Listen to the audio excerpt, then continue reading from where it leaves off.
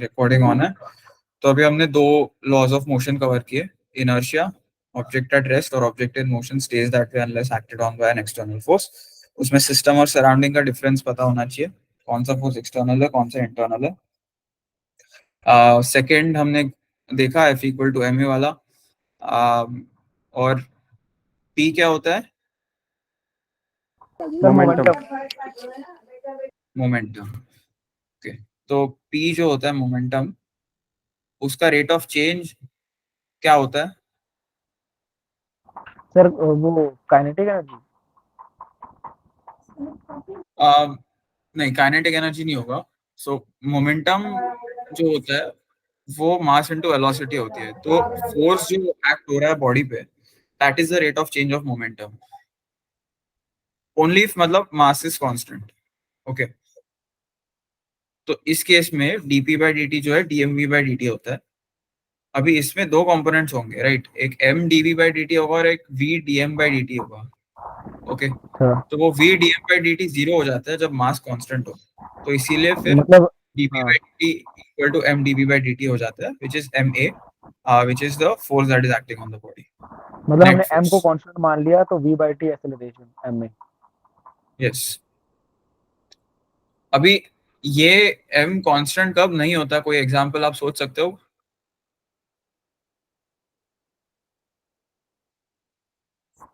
Sir rocket के अंदर सारी चीजें लोडेड होती हैं, लेकिन जो हाइड्रोजन फ्यूल है वो कम होते चला जाता है। तो एक तरह से देखा जाए कि उसका मास तो फिर कम हो रहा है ना। करेक्ट। तो रॉकेट के केस में ये इक्वेशन जो है वो ध्यान से देखनी पड़ती है, बिकॉज वो फिर dmv बाई dt में से m बाहर नहीं निकाल सकते। तो m जो होता है वो पूरे रॉकेट का मास होता है, that includes the mass of the fuel. तो as the rocket moves it burns fuel, and as it burns fuel the mass of the rocket decreases. तो उसके मोशन में उसका मास कम होते जा रहा है, राइट? तो ऐसे अगर कुछ क्वेश्चंस आ जाए जिसमें मास घटते जा रहा है बॉडी का, जैसे जैसे वो आगे बढ़ रहा है मोशन में, तो ध्यान से और आपको मोमेंटम का ग्राफ पूछा विद रिस्पेक्ट टू टाइम ऐसे कुछ, तो ध्यान से करना, वो डायरेक्ट एम ए वाला ग्राफ मत लगा देना। ओके, फिर थर्ड लॉ होता है every action as an equal and opposite reaction. तो उसको अगर मैथमेटिकली देखे तो it is basically F reaction plus F action vector form में is equal to zero. Okay, मतलब वही अभी वही ग्रेविटी वाला ही अगर एग्जांपल ले, तो the ball is pulling the earth with the same force that the earth is pulling the ball with.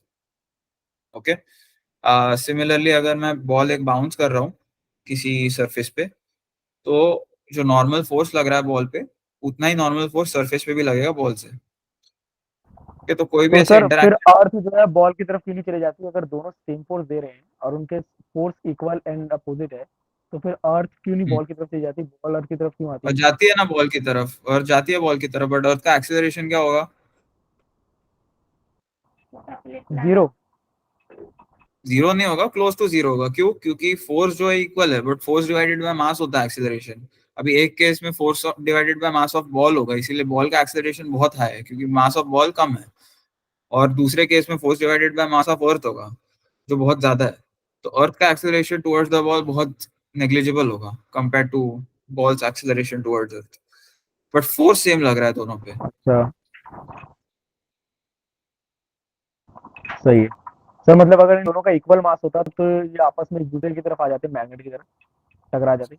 हाँ एग्जैक्टली, तो आते हो इक्वल, बट फिर फोर्स भी बहुत कम लगता, मतलब अगर हाँ दोनों बहुत बड़े ऑब्जेक्ट्स होते तो यस, बट क्योंकि ग्रेविटी बहुत वीक फोर्स है, इसीलिए मास की बहुत ज्यादा जरूरत होती है। आ, यही अगर कोई आप मतलब इलेक्ट्रोमैग्नेटिक फोर्स लेते हो चार्ज वाला, तो उसके केस में एक छोटा चार्ज से हो जाता है, राइट? क्योंकि उसका जो कांस्टेंट है वो थोड़ा ज्यादा होता है ग्रेविटी से। और वैसे आप और स्ट्रॉन्ग फोर्सेस में चले जाते हैं, न्यूक्लियर फोर्स वगैरह में, तो फिर उसमें उसमें तो पता ही है आपको, एक सिंगल न्यूक्लियस के अंदर से कितनी एनर्जी निकल सकती है। Yes sir. ओके, तो सर्कुलर मोशन पे आते हैं अभी। सर्कुलर मोशन क्या होता है?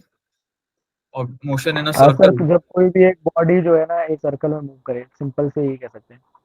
ओके, और सर्कल में मूव करते हुए ओमेगा क्या होता है?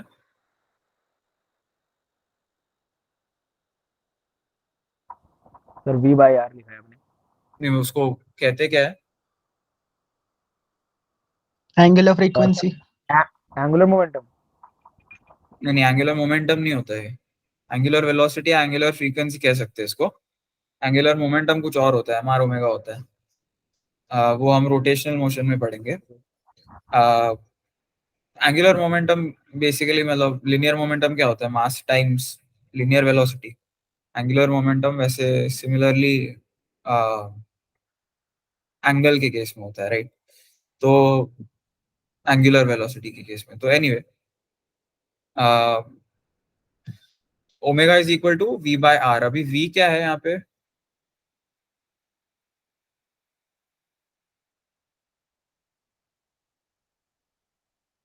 वी को क्या कहते हैं हम लोग? Linear velocity. हाँ, लीनियर वेलोसिटी है, बट इस पर्टिकुलर पॉइंट पे जो हम देख रहे हैं वी, इसको क्या कहते हैं? जो सरकमफेरेंस पे अगर मैंने एक ऑब्जेक्ट यहाँ पे रख दिया, यहाँ पे एक मान लो डिस्क घूम रही है और उसके सरकमफेरेंस पे मैंने एक ऑब्जेक्ट रख दिया, राइट? तो उसका एक जो वेलोसिटी का कंपोनेंट होगा, उसको क्या कहेंगे हम? सर एक बार रिपीट कर देना, थोड़ा आपकी आवाज नहीं आ रही। टेंजेंशियल। Correct, tangential velocity. तो अगर मैंने ये एक स्पिनिंग डिस्क मान लो, उस पे मैंने इस एज पे एक ऑब्जेक्ट रख दिया, तो ऑब्जेक्ट जिस स्पीड से जा रहा है इंस्टेंटेनियसली, राइट, उसको हम लोग टेंजेंशियल वेलोसिटी कहते हैं, क्योंकि वो उसका वेक्टर जो होगा वो टेंजेंशियल होगा to the circle circumference. Okay, तो उसको टेंजेंशियल वेलोसिटी कहेंगे। सर ये जो बट टेंजेंट होता है ये उसी को कहते हैं ना, 90 डिग्री बनाना चाहिए बस स्ट्रेट में। हाँ, tangent is line which touches the circle only at one point. उस लाइन के पॉइंट ऑफ कांटेक्ट से अगर हम सर्कल के सेंटर तक रेडियस खींचे तो उसका एंगल 90 डिग्रीज होगा। Okay sir, okay. But definition tangent का ये है कि वो सर्कल को बस एक ही पॉइंट पे छूता है, लाइन। तो सर वो तो ओके, तो टेढ़ा भी एज, छू सकता है, तो जब टेढ़ा छू देगा तो वो तो 45 डिग्री बन जाएगा। नहीं ना, फिर वो वही बोल रहा हूँ मैं कि ये टेंजेंशियल नहीं होगी फिर वो वेलोसिटी। अगर वो इस डायरेक्शन में तो दो बार इंटरसेक्ट करेगी ना। अच्छा, ठीक है। तो ये होता है। अभी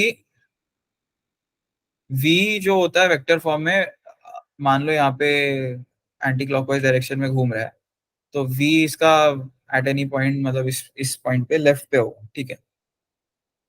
r जो होगा आपका from the centre to the edge होगा, ठीक है। ये याद रखना, from the centre to the edge होता है, from the edge to the centre नहीं होता। ओके, और ओमेगा क्या होगा? सर इसमें क्या लॉजिक है, मतलब कोई चीज अगर सेंटर से एज सर्कमफ्रेंस पे जाए या सर्कमफ्रेंस से सेंटर पे, बात तो बराबर है ना। वो कन्वेंशंस कन्वेंशंस वैसे हमने डिफाइन करे हुए हैं। वो आप अपने सिस्टम में, अमित के सिस्टम में मान सकते हो कि आर एज से सेंटर तक जा रहा है, बट फिर आपको बाकी सारी चीजें जो फॉर्मूला है उस हिसाब से आपको चेंज करने पड़ेंगे। तो अभी लेकिन आप लॉजिक तो जो सेम बैठ रहा है। उसमें लॉजिक नहीं होता, उसमें बस कन्वेंशन होता है ताकि लोग कंफ्यूज ना हो। सेम फॉर्मूला हर जगह स्टैंडर्ड तरीके से हम लोग अप्लाई कर सके, राइट? मतलब जिस जिस लॉजिक से हम लोग बोलते हैं कि मतलब कुछ भी, मतलब आप रेड लाइट पे स्टॉप क्यों करना होता है, ग्रीन लाइट पे चलना क्यों होता है, उसका कुछ लॉजिक नहीं होता, बस हमने डिफाइन किया हुआ है ग्रीन लाइट पे जाना है, रेड लाइट पे स्टॉप करना है, राइट? वो आप उल्टा भी कर सकते हो कि रेड लाइट पे जाना है, ग्रीन लाइट पे स्टॉप करना है, बट सेम चीज फॉलो होनी चाहिए हर जगह। वो पॉइंट है। नहीं तो उसमें तो अगर मैंने, लॉजिक है, रेड लाइट की ज्यादा वेवलेंथ होती है तो दूर से ही दिख जाए। वो हम बोल देते हैं अभी, बट काफी जगहों पे उल्टा भी होता है। आ, उतना तो कुछ नहीं होता, अब वैसे भी ग्रीन दिख ही जाता है। बट एनीवे, अभी आ, आपको पॉइंट समझ में आ रहा है ना, पर कि मतलब हम लोग एक कन्वेंशन डिफाइन करते हैं ताकि एक स्टैंडर्ड सेट हो जाए। हर जगह हम लोग सेम फॉर्मूला उसी तरह लगा पाए। ऐसा नहीं होना चाहिए इंडिया में मैं यस अगर सर। ओमेगा आर बोल रहा हूँ, आर उल्टा है एज से सेंटर, मैं बाहर जा रहा हूँ यूएस में, कहीं आर उल्टा है, तो ऐसे फिर कंफ्यूजन होता है, राइट? कोई भी आप इंजीनियरिंग वगैरह करोगे Yes, sir. तो उसमें आपको एक सेम स्टैंडर्ड फॉलो करना होगा, और साइंस में जनरली यही होता है, ये कन्वेंशंस डिफाइन करते हैं और उनके बेसिस पे फिर आगे फॉर्मूला बनाते हैं। Okay, so omega cross R होता है। अब ये ओमेगा क्रॉस आर क्यों होता है?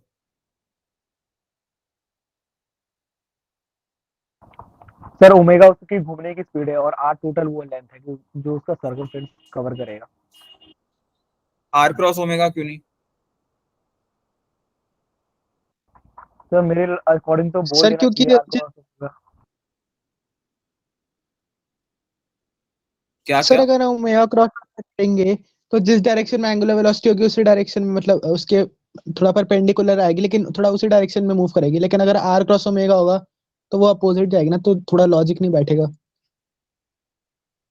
तो एंगुलर वेलोसिटी का वेक्टर किस डायरेक्शन में होगा? सर वी के उसमें डायरेक्शन में होगा ना। v के डायरेक्शन में एंगुलर वेलोसिटी का वेक्टर क्यों? सर क्योंकि कोई भी ऑब्जेक्ट टेंजेंशियल मूव करेगा ना, वेलोसिटी भी तो उस ऑब्जेक्ट की टेंजेंशियली लेंगे। तो टेंजेंशियल वेलोसिटी का वेक्टर इस डायरेक्शन में होगा, जो एंगुलर वेलोसिटी है उसका वेक्टर कैसा होगा?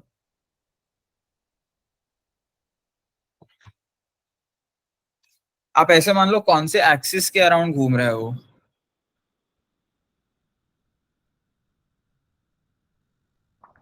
सर ये आर के अलोंग घूम रहा है तो मैं मानता हूँ कि टेंजेंशियल वाला तो वी में होगा, लेकिन एंगुलर आर के वेलोसिटी का अलोंग? वेक्टर आर की आर यू तरफ श्योर होगा। ये आर के अलोंग घूम रहा है? सर परपेंडिकुलर एक्सिस के अबाउट घूम रही हो। करेक्ट, वो परपेंडिकुलर एक्सिस के अबाउट घूम रही है। तो अब आप, अगर मैं ऐसे कन्वेंशनली डिफाइन कर दूं कि ये अम, मान लो ये y है, ये x है, और ये z है, और मान लो ये जो डिस्क है वो एक्स वाई प्लेन में है, ऐसे है, ठीक है।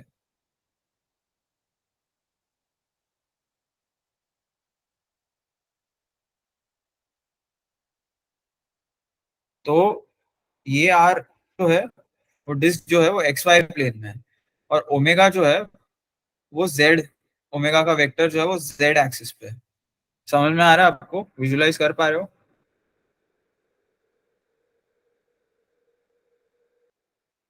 Yes sir. सर मेरे बात समझ में नहीं आई, दोबारा बता दो आप। हाँ, तो v का आपका जो डिस्क है वो आप मान लो एक्स वाई प्लेन में है, ठीक है। ये जो मैंने यहाँ पे कोऑर्डिनेट सर सिस्टम वहां पे बनाया, बता दो, जैसे आपने मल्टीप्लाई बताया ना कि ओमेगा इंटू आर हो सकता है तो आर इंटू ओमेगा क्यों हो सकता है, इसका क्या रीजन है? हाँ उसी का मैं बता रहा हूँ आपको। तो आप स्केलर में देखोगे, आप मैग्नीट्यूड देखोगे तो v equal to R omega होगा, बट आप वेक्टर नोटेशन में देखोगे तो ओमेगा क्रॉस आर क्यों है, आर क्रॉस ओमेगा क्यों नहीं, उसका रीजन मैं बता रहा हूँ। और उसके लिए पहले आपको ये समझना जरूरी है कि ओमेगा का वेक्टर डायरेक्शन क्या है, राइट। तो इसके लिए आपको राइट हैंड थंब रूल तो पता है। Yes yes sir. सर। हाँ, तो आप ऐसे जब करोगे, यहाँ पे आपको पेपर पे दिख रहा है उस ओमेगा किस डायरेक्शन में, इस डायरेक्शन में, राइट। तो आप ऐसे करोगे तो आपका थंब अपने तरफ पॉइंट करेगा, करेक्ट। तो ये जो है, इसको हम कन्वेंशनली पॉजिटिव जेड एक्सिस मान रहे हैं, ठीक है। आप नेगेटिव जेड एक्सिस भी मान सकते हो, बट अगेन वो कन्वेंशन है। बट पॉइंट इज कि ये परपेंडिकुलर है to the plane of the paper. Okay, आप जब ऐसे आप अपना हाथ करोगे तो ओमेगा का जो वेक्टर है वो अवे फ्रॉम द प्लेन है, परपेंडिकुलर टू द प्लेन। तो वो एक जेड एक्सिस है। अभी आपके पास ये एक आने वाला वेक्टर है और ये एक आर का वेक्टर है। ओके, तो आपको अगर v का डायरेक्शन कैलकुलेट करना है तो आप फिर से राइट हैंड थंब रूल लगाओगे, तो यहाँ से आप टुवर्ड्स आर लेके जाओगे और आपको लेफ्ट में v का डायरेक्शन मिलेगा। Correct, make sense? सर यहाँ तक तो समझ में आया कि जो आपने बताया ओमेगा के डायरेक्शन में रखूंगा तो थंब हमारी तरफ आएगा तो वो हमें फोर्स दे देगा। हाँ, तो थंब हमारी तरफ आएगा, वो हमें ओमेगा का जो है डायरेक्शन बता रहा है, ठीक है। उसमें ऐसे करके हम लोग को ओमेगा का डायरेक्शन मिल रहा है। ओके, थंब हमारी तरफ आ रहा है, तो ये ओमेगा का डायरेक्शन है और ये आर का डायरेक्शन है, राइट। तो ऐसे है दोनों वेक्टर्स, एक मेरे तरफ आ रहा है, एक ऊपर जा रहा 90 डिग्री बना रहे हैं। है, 90 डिग्री बना रहे हैं, बट इस डायरेक्शन में और इस डायरेक्शन में। तो v जो है आपका इस डायरेक्शन में है, राइट। और v जब इस डायरेक्शन में है, एक इस डायरेक्शन में और एक इस सर डायरेक्शन में, म्यूचुअल तो आप, परपेंडिकुलर है। हाँ, तो आपने अगर r क्रॉस ओमेगा किया तो v उस डायरेक्शन में दिखेगा, ओमेगा क्रॉस r किया तो v करेक्ट डायरेक्शन में दिखेगा। ये समझ गया। आपको विजुअलाइज करना आना चाहिए। ओके, सो आप एक बार कंफर्टेबल हो जाइए वेक्टर नोटेशन के साथ, क्यों ऐसा होता है, और खुद एक बार अपने आप राइट हैंड थंब रूल लगा के देखिए। Okay, yes sir. ठीक है। अभी आते हैं एक्सेलरेशन पे, सर्कुलर मोशन में। तो दो कंपोनेंट्स होता है एक्सेलरेशन के, कौन से होते हैं वो दो? टेंजेंशियल और सेंट्रीपिटल। करेक्ट। सर एक सेंट्रीफ्यूगल भी तो होता है। नहीं, so good thing that you pointed this out. तो सेंट्रीफ्यूगल क्या होता है और सेंट्रीपेटल क्या होता है? सर सेंट्रीपिटल जो होता है वो सेंटर की तरफ डायरेक्टेड होता है, centrifugal away from the centre होता है। हाँ सर। हाँ, क्योंकि हम लोग जो फोर्स बोलते हैं उसको सेंट्रीपिटल क्यों बोलते हैं, मतलब एक्सेलरेशन जो हम बोलते हैं उसको सेंट्रीपिटल एक्सेलरेशन क्यों बोलते हैं, सेंट्रीफ्यूगल एक्सेलरेशन क्यों नहीं? सर क्योंकि जो हमारा ऑब्जेक्ट है वो हमेशा सेंटर की तरफ एक्सेलरेटेड होता है, तो इसलिए सेंट्रीपिटल। यस, ये समझ में आ रहा है सबको, सेंटर की तरफ क्यों एक्सेलरेटेड होता है वो? सर क्योंकि वो सेंटर के अराउंड घूम रहा होता है।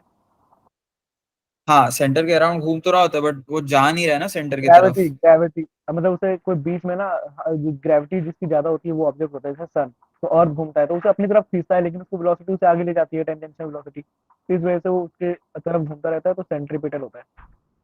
करेक्ट। तो जैसे जैसे अभी आप मान लो मैंने इस डिस्क पे आ, मान लो एक स्ट्रिंग से अटैच कर दिया सेंटर को, ये ऑब्जेक्ट को, और इसको मैं घुमा रहा हूँ। अगर ये स्ट्रिंग काट दूं मैं, तो ऑब्जेक्ट टेंजेंशियली उड़ जाएगा, राइट। तो हर पॉइंट पे इस डायरेक्शन से आप नेक्स्ट पॉइंट पे जाओ, वो थोड़ा चेंज हो जाएगा, राइट, थोड़ा ऐसे हो जाएगा। सर फिर सेंट्रीफ्यूगल का एग्जांपल देना एक। सेंट्रीफ्यूगल कोई चीज होती ही नहीं है। सेंट्रीफ्यूगल जो होता है वो एक सेंट्रीफ्यूगल फोर्स हम बोलते हैं, जो एक सूडो फोर्स लगाते हैं हम लोग। ओके, सो अभी अगर मैं इस ऑब्जेक्ट की बात करूं, तो मैं कहूंगा कि इस पे इस डायरेक्शन में एक फोर्स लग रहा है,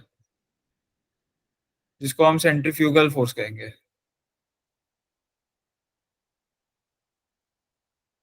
उसको हम सूडो फोर्स कह रहे हैं। ओके, क्योंकि ऑब्जेक्ट के फ्रेम ऑफ रेफरेंस में इसका जो इस तरफ एक्सेलरेशन है, वो अब इस तरफ आ जाएगा उसके फ्रेम ऑफ रेफरेंस में, और वो m इंटू ए, उसको हम ए सेंट्रीपिटल जो है, उसको हम सेंट्रीफ्यूगल फोर्स कह रहे हैं। ओके, तो सेंट्रीफ्यूगल एक्सेलरेशन कुछ नहीं होता, सेंट्रीपिटल एक्सेलरेशन होता है और टेंजेंशियल एक्सेलरेशन होता है। ओके, उसका अगर हमने सूडो सर फोर्स बना के लिख, तो वो सेंट्रीफ्यूगल फोर्स होगा।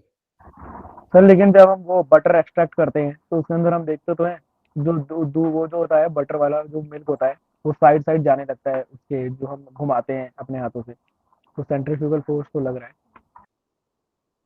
तो वही मैं बोल रहा हूँ कि वो जो है वो एक्सेलरेशन टुवर्ड्स द सेंटर लग रहा है उस पे। ओके, तो हम अगर उसको ऑब्जेक्ट के पॉइंट ऑफ व्यू से देखेंगे, तो वो acceleration away from the centre है, उसको जाना दूर है, तो वो हम लोग सेंट्रीफ्यूगल फोर्स करके बोल देते हैं। ठीक है।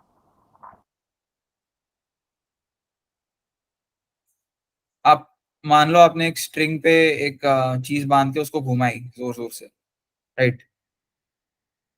अभी इस पे स्ट्रिंग फिर टेंशन में आ जाएगी, टी।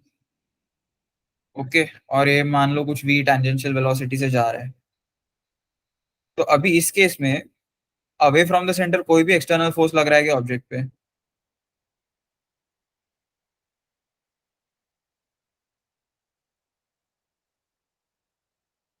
सर एक बार क्वेश्चन रिपीट करना, नेटवर्क प्रॉब्लम आ रही थी। मान लो मैंने यहाँ पे एक पोल लगा दिया मैंने, और यहाँ पे उस पोल को मैंने एक स्ट्रिंग अटैच कर दी, ठीक है। थोड़ा अच्छे से बना लेता हूँ मैं।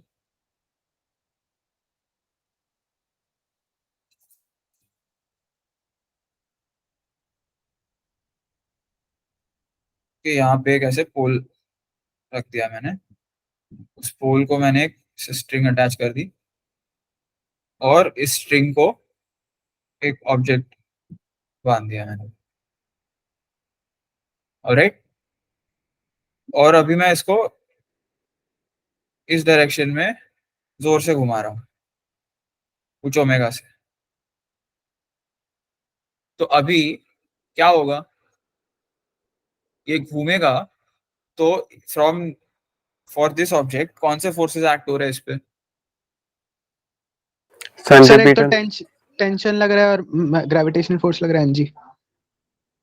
परफेक्ट, तो इस पे टेंशन और ग्रेविटी लग रहा है। यहाँ पे कोई भी एक्सटर्नल फोर्स लग रहा है जो अवे फ्रॉम द ऑब्जेक्ट है। सर एक बार पार्डन कर दो प्लीज, एक बार पार्डन कर दो। क्या कर दो? एक बार सर पार्डन पार्डन रिपीट कर दो थोड़ा। अच्छा, ओके। सो यहाँ पे मैंने एक पोल लगाया हुआ है, ठीक है, फिक्स किया हुआ है पोल को, और उस पोल पे मैंने एक स्ट्रिंग बांध दी है, और उस स्ट्रिंग के दूसरे एंड पे मैंने एक मास एम का ऑब्जेक्ट अटैच करा हुआ है। अभी उसको मैं जोर जोर से घुमा रहा हूँ अबाउट द पोल। ओके, समझ में आ रहा है इतना? हाँ मतलब आपने स्ट्रिंग से पोल से बांध दिया है और एक ऑब्जेक्ट है, वो मतलब सर लहरा रहा है क्या, हवा में है जमीन पे? मैं उसको घुमा रहा हूँ, मतलब मैं उसको कुछ, मान लो मोटर लगाया हुआ है मैंने इस पे, मतलब जिससे, मोशन में है अभी वो? हाँ, ये ठीक है। सर्कुलर मोशन में है, ठीक है।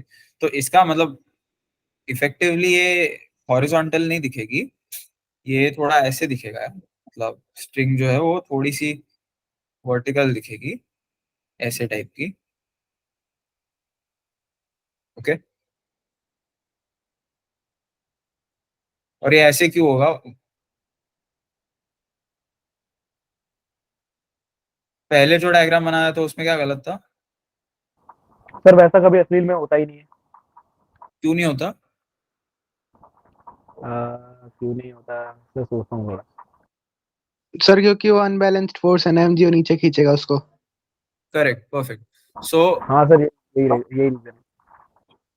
यहाँ पे अगर मैं फोर्स को रिजॉल्व करूँ इस पे, तो ऊपर एक कंपोनेंट आना चाहिए एमजी को बैलेंस करने के लिए, तो इसीलिए ये थीटा जो है इस डायरेक्शन में होना चाहिए।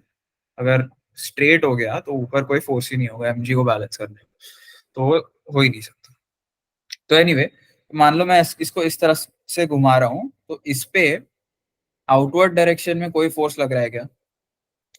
No sir. नहीं लग रहा। तो एक सूडो फोर्स सेंट्रीफ्यूगल, लगेगा ना, आपने बताया था। क्या? सर आपने बताया था एक स्यूडो फोर्स लगेगा ना। एग्जैक्टली, तो स्यूडो उसको क्यों बोलते हैं? क्योंकि वो एग्जिस्ट नहीं करता, वो हम उसको लगा रहे हैं वहां पे, क्योंकि इस ऑब्जेक्ट के फ्रेम ऑफ रेफरेंस से ये जो सेंट्रीपेटल एक्सेलरेशन है वो फिर सेंट्रीफ्यूगल फोर्स बन जाता है। अभी इसका जो ऑब्जेक्ट का एक्सेलरेशन है, ये जब ऐसे सर्कल में जाएगा, राइट, से जाएगा ये, तो टुवर्ड्स द सेंटर इसका एक ए आर कॉम्पोनेंट होगा, और अवे टेंजेंशियली इसका एक एटी कॉम्पोनेंट होगा। तो ए आर का जो वी स्क्वायर बाय आर या V square by L length of string है, वैसे वो एल नहीं होगा, वो एल कॉस थीटा होगा। तो एनीवे, ये जो मोशन है, इसमें V square by L cos theta उसका सेंट्रीपिटल एक्सेलरेशन, और वो एक्सेलरेशन हम लोग अगर सेकेंड लॉ लगाए तो हॉरिजॉन्टल डायरेक्शन में जो नेट फोर्स लग रहा है वो क्या है? T cos theta. ओके, तो this is the F net. Okay, so that is equal to mass into AR। But अगर हम ऑब्जेक्ट के फ्रेम ऑफ रेफरेंस में जाए अभी, और व्हाट डज दैट मीन, इसके फ्रेम ऑफ रेफरेंस में जा रहे हैं, इसका मतलब इसके ऊपर कोई एक्सीलरेशन नहीं लग रहा है। अगर मैं गाड़ी के अंदर बैठा हूँ और गाड़ी एक्सीलरेट कर रही है, तो मुझे ऐसा फील नहीं होगा कि गाड़ी एक्सीलरेट कर रही है, right. For an observer on the ground मुझे दिखेगा कि गाड़ी तेज बढ़ते जा रही है, बट मैं अगर अंदर बैठा हूँ तो मुझे ज्यादा कुछ फील नहीं होगा, क्योंकि मैं ऑब्जेक्ट के फ्रेम ऑफ रेफरेंस में हूँ। मुझे ऐसे लगा कि मेरे आसपास जो चीज है वो और तेजी से पीछे जा रहे हैं मेरे, राइट।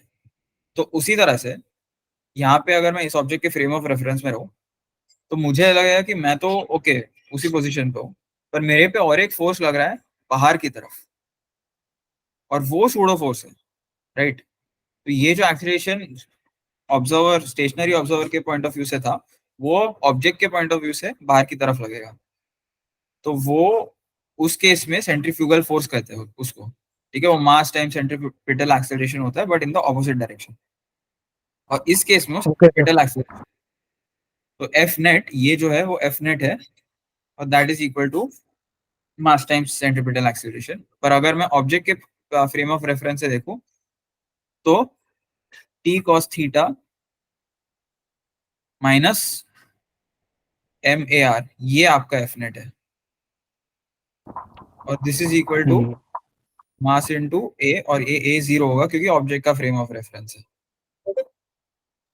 अब समझ में आ रहा है? सर इसमें ए जीरो सेंट्रीफ्यूगल क्यों हुआ था?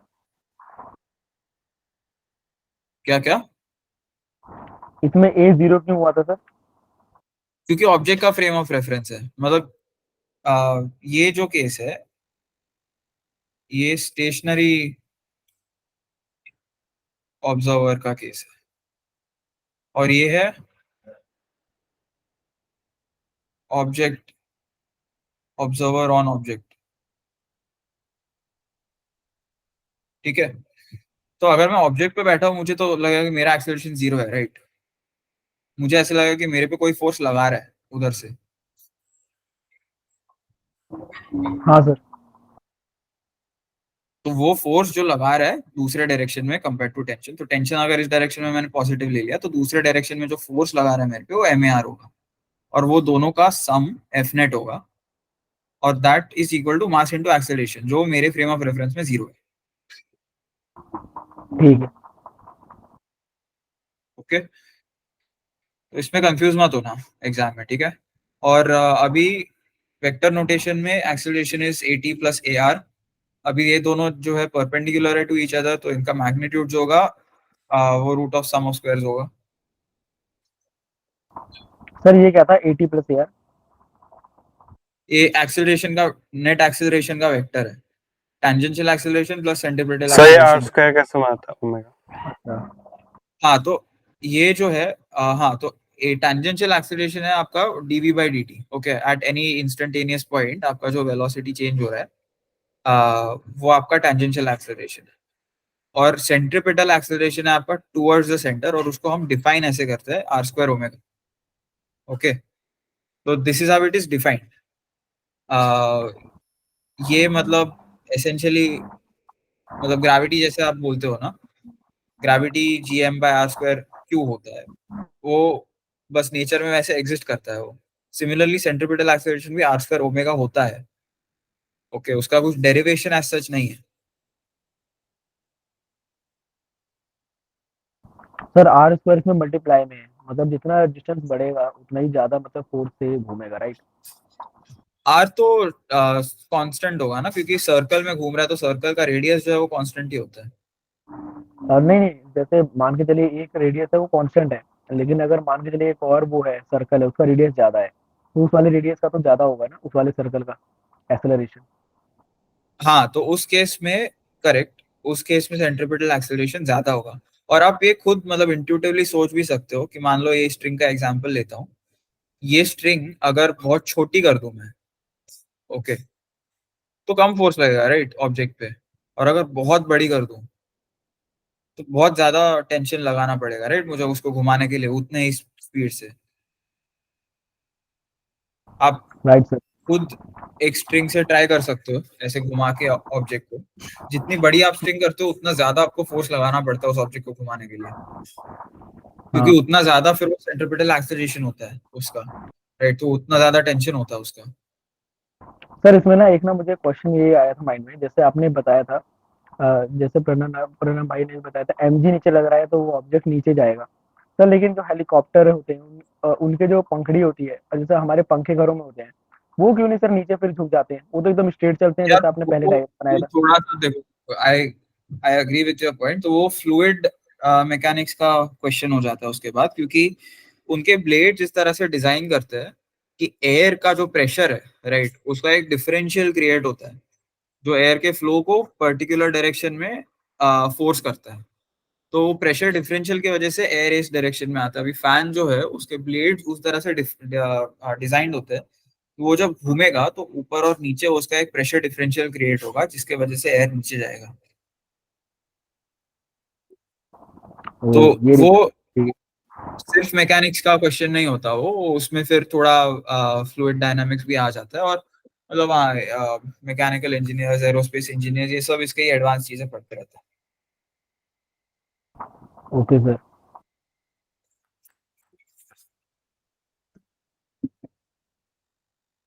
ओके, तो अभी फ्रिक्शन पे आते हैं। अच्छा, और ये हमेशा ध्यान रखना, अगर कोई सर्कुलर मोशन में what is the value of acceleration पूछे तो वो नेट एक्सेलरेशन अज्यूम कर लेना, अनलेस स्पेसिफाइड कि टेंजेंशियल एक्सेलरेशन दिया है या फिर सेंट्रीपिटल दिया है, रेडियल या सेंट्रीपिटल, इसको रेडियल भी बोलते हैं। अ, तो अगर ये दिया हुआ है तो ही इनकी वैल्यूज निकालना। अगर पूछा है what is the acceleration of the object तो फिर नेट निकालना है। नेट कैसे निकलेगा सर? वही ये दोनों को ऐड करके। अगर नेट पूछा है तो इन दोनों को ऐड कर देंगे, और अगर नहीं बोला है तो, और टी और आर की वैल्यू दी नहीं, है तो। मतलब अगर सिर्फ एक्सेलरेशन बोला है तो अज्यूम करो कि नेट एक्सेलरेशन ही पूछा गया है, नहीं तो वो स्पेसिफाई करेंगे टेंजेंशियल या रेडियल या सेंट्रीपिटल वही। अच्छा ठीक है। ओके, अभी फ्रिक्शन पे आते हैं। फ्रिक्शन दो टाइप के होते हैं, स्टैटिक और काइनेटिक होते हैं। ये पता है सबको? Yes sir. Okay, static friction क्या होता है? सर स्टैटिक फ्रिक्शन तब आता है प्ले में जब body tends to move over the surface of another. Body tends to move over the surface of another object. Okay, तो काइनेटिक कब होता है? सर जब बॉडी जो है ना मूव करना स्टार्ट कर दे, तो उसके ऊपर जब वो मोशन में आ जाती है तब जो उस पर फ्रिक्शन लगता है तो वो होता है। ओके, ठीक है। अभी मान लो मैंने यहाँ पे एक ऑब्जेक्ट लिखा है, रखा है दूसरे एक सरफेस पे, ठीक है, फिक्स सरफेस है और रफ सरफेस है।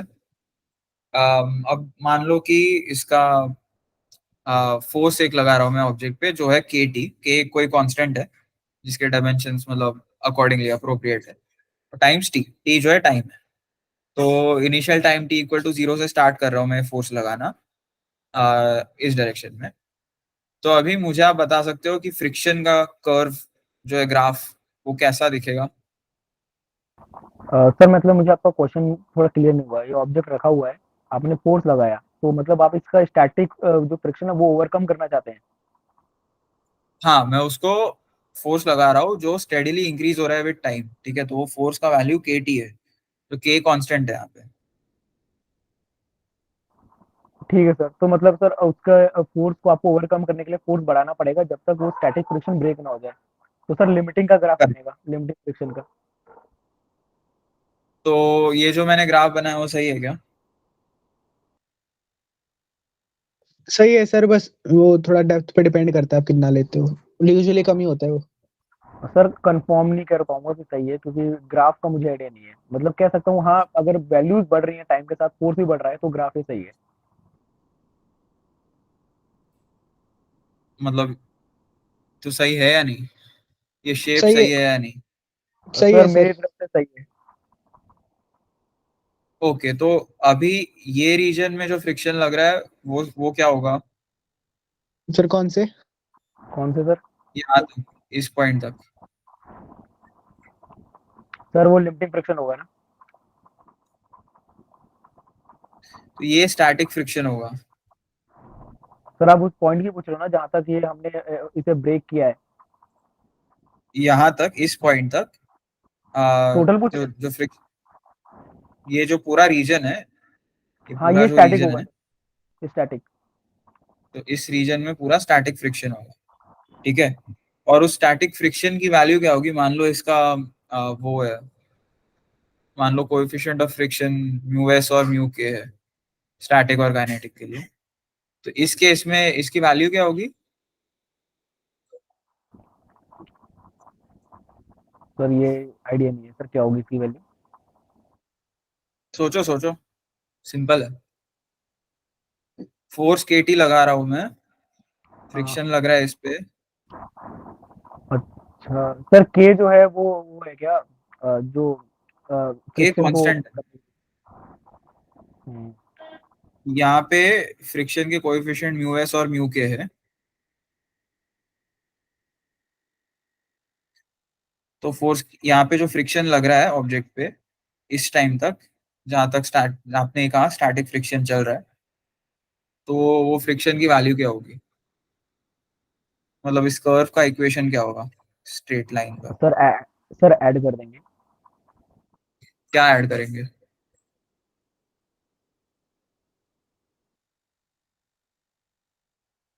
हाँ तो सर, ये जो भी कर्व हमने। Basically F equal to k T ही होगा। हाँ। हाँ सर। सब मानते हो?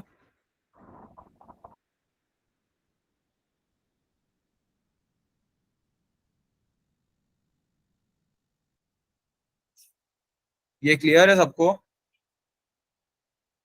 कि एफ इक्वल टू यस। के टी क्यों है?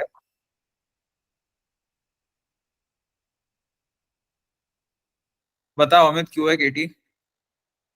सर, क्योंकि आपने ही बताया था कि आप केटी फोर्स लगा रहे हो, एफ इजिकल टू केटी है, तो ये टोटल आपने फोर्स ही लगाया है, तो एफ इजिकल टू केटी होगा। मैंने F equal to k T force लगाया, बट ये ग्राफ फ्रिक्शन का है। तो सर, आपने फ्रिक्शन को ओवरकम करने के लिए तो फोर्स लगाया ना, तो ये जो भी आप ये स्ट्रेट लाइन जाएगा तो ये फोर्स का ही तो डायरेक्शन बताएगा ना, फोर्स जो टाइम के साथ हम लगा रहे हैं। हाँ, तो बेसिकली जब तक एक पॉइंट तक जिसको हम लिमिटिंग फ्रिक्शन का पॉइंट कहते हैं, राइट, उस पॉइंट तक जो फोर्स होगा वो इक्वल टू, सॉरी फ्रिक्शन होगा वो इक्वल टू फोर्स अप्लाइड ही होगा to keep the object at rest, right. तो ये जो हाँ है सर। वो केटी होगा एक पॉइंट तक। अभी ये पॉइंट क्या है, इस पे आप फोर्स और टाइम के वैल्यू बता सकते हो मुझे? सर, ये मैक्स केटी होगा। मतलब क्या होगा वो वैल्यू, इसके टर्म्स में बताओ ना। के टी, टी नहीं, के म्यू एस और म्यू के और एम जी के टर्म्स में बताओ। एक सेकंड सर। एफ मैक्स बोल देते हैं इसको। अ, हाँ इसको सर, ये कह सकते हैं कि जब केटी की वैल्यू ज्यादा हो जाए, जो म्यूएस लग रहा है, इसे पूरा ब्रेक कर दे, हाँ, तो या ये कह वो सकते कब हैं हो? जब दोनों इक्वल हो।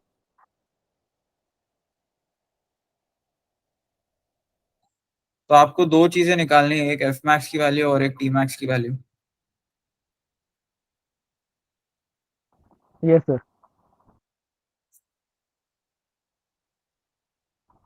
सर, इसमें थोड़ी सी हेल्प कर दो, कैसे, क्या मतलब सोचना क्या है। ट्राई तो करो खुद से पहले।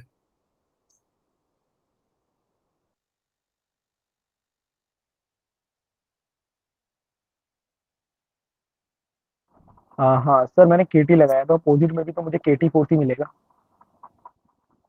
नहीं, क्वेश्चन भी तो उतना ही देखो बोल रहा मुझे मुझे वही ढूंढना है ना कि टी मैक्स क्या है, टी की वैल्यू क्या होगी जब ये पॉइंट पहुंचेगा जहां पे स्टैटिक फ्रिक्शन ओवरकम हो रहा है। ओके, ये मैक्सिमम वैल्यू ऑफ फ्रिक्शन है। ओके, तो मैक्सिमम वैल्यू ऑफ फ्रिक्शन क्या होती है? है। Maximum value. आपको कोएफिशिएंट ऑफ फ्रिक्शन क्या होता है वो पता है? सर, एक बार रिवाइज करा दो, कोफिशिएंट ऑफ फ्रिक्शन में थोड़ा ब्लर हो रहा है दिमाग में।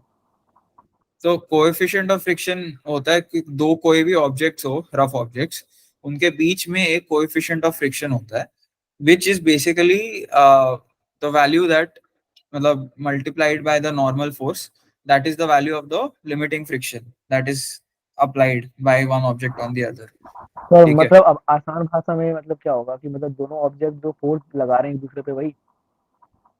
हाँ, तो ये ऑब्जेक्ट जो है एम का रखा हुआ, इस पे एक नॉर्मल फोर्स लग रहा है इस सरफेस से, तो आपका जो फ्रिक्शन है एफ मैक्स वो होता है mu S times that normal force. ठीक है। सर, एक बार रिपीट कर दो। क्या? सर, जैसे आपने एफ एफ मैक्स बताया, तो म्यूएस तो हो गया सरफेस का, वो जो फ्रिक्शन टोटल है, और ये एन मतलब वो जो एम जी के अपोजिट जो हम फोर्स लगाते हैं नॉर्मल, वो है। हाँ, वही है। सर, ये क्यों लिया हमने F is equal to k T क्यों नहीं लिया, क्योंकि वो भी तो रोल में है ना। तो मैं वही बोल रहा हूँ कि एक पॉइंट तक F इक्वल टू KT ही होगा, बट एक लिमिट तक होगा। वो लिमिट को डिफाइन हम ऐसे करते हैं, वो कोएफिशिएंट ऑफ फ्रिक्शन जो होता है दो ऑब्जेक्ट्स के बीच में, उससे वो लिमिट डिफाइन होती है कि मान लो वो म्यू एस है। ओके, तो mu S times the normal force applied by one object on the other, that is the maximum amount of friction that one surface will apply on the other surface. ठीक है, तो आप ऐसे सोचो कि mu S एक roughness का coefficient होता है, कि मतलब दो ऑब्जेक्ट जितने ज्यादा स्मूथ है उतने ज्यादा आसानी से स्लाइड करेंगे, उतना कम म्यू एस का वैल्यू होगा। ठीक है, तो सर इसके अंदर ये तो म्यू समझ में आ गया, लेकिन इसमें एन क्यों आ रहा है रूल में? एमजी भी आ सकता था, एमजी भी तो ग्रेविटी है। हाँ mg आ सकता था, बट जनरल केस में वो n होगा। क्यों? क्योंकि ये दो सरफेसेस के बीच में कोई भी जो फोर्स लग रहा है वो लगेगा फ्रिक्शन के लिए। अगर मान लो मैंने इस ऑब्जेक्ट के ऊपर एक और ऑब्जेक्ट डाल दिया ऐसे, राइट, ये m1 है और ये m2 है, तो फिर अब इक्वेशन थोड़ा चेंज होगा। यहाँ पे एक F लगेगा इसका और यहाँ पे एक इसका। समझ में आ रहा है? सर ऊपर वाले एफ की डायरेक्शन आपने अपोजिट क्यों ली है? ठीक है, इस पर्टिकुलर केस में अगर मैं फोर्स जो है एक्सटर्नल फोर्स वो मैं नीचे वाले ऑब्जेक्ट पे लगा रहा हूँ तो ऐसे नहीं होगा। अगर मैं नीचे वाले ऑब्जेक्ट पे लगा रहा हूँ तो फिर ऊपर वाले का एफ इस डायरेक्शन में होगा और नीचे वाले का इस डायरेक्शन में। और वैसे फर्क नहीं पड़ता, आप इक्वेशन जब सॉल्व करेगा तो आपको नेगेटिव आ जाएगा, जिसका मतलब है कि वो ऑपोजिट डायरेक्शन में। तो आपको बस इतना कंसिडर करना है कि इस डायरेक्शन में अगर ऊपर वाले ऑब्जेक्ट पे लगा रहे हो फ्रिक्शन तो नीचे वाले पे उसके ऑपोजिट डायरेक्शन में लगेगा। उसके बाद आप जब इक्वेशन सॉल्व करके एफ की वैल्यू निकालोगे तो उसके साइन से आपको पता चल जाएगा एक्चुअली कौन से डायरेक्शन में लग रहा है। ठीक है सर। तो माय पॉइंट वाज कि अगर ऐसा केस है आपके पास, राइट, तो आपके पास दो अलग अलग नॉर्मल फोर्सेस भी होंगे यहाँ पे। एक जो ऊपर का ऑब्जेक्ट नीचे का ऑब्जेक्ट पे लगा रहा है। और नॉर्मल फोर्स क्या होता है, हाँ मतलब आई थिंक पहले वो भी डिफाइन कर लेना चाहिए। सर नॉर्मल वो फोर्स तो क्या होता एमजी है? का अपोजिट लगता है, मतलब ग्रेविटी एक खुद पे दूसरे ऑब्जेक्ट पे भी एन लगाती है। नहीं, ग्रेविटी तो mg होती है। नॉर्मल फोर्स क्या होता है? नहीं नहीं सर, मतलब जैसे हाँ, हम जब जमीन पे रहते हैं तो हम तो एमजी से नीचे लगाते हैं, लेकिन ग्रेविटी भी हमें ना न्यूटन के थर्ड लॉ के अकॉर्डिंग एन फोर्स से ऊपर ढकेलती है। करेक्ट, तो उस केस में नॉर्मल फोर्स आपका इक्वल टू mg होगा। हाँ सर, एमजी होगा, एमजी के बराबर ही होगा बट वो। जनरली नॉर्मल फोर्स क्या होता है, दो कोई भी सरफेसेस आप लो, कोई भी आप दो सरफेसेस लो, ठीक है, मैंने ऐसे बनाया है, बट अज्यूम करो कि कांटेक्ट में है सरफेसेस। ओके,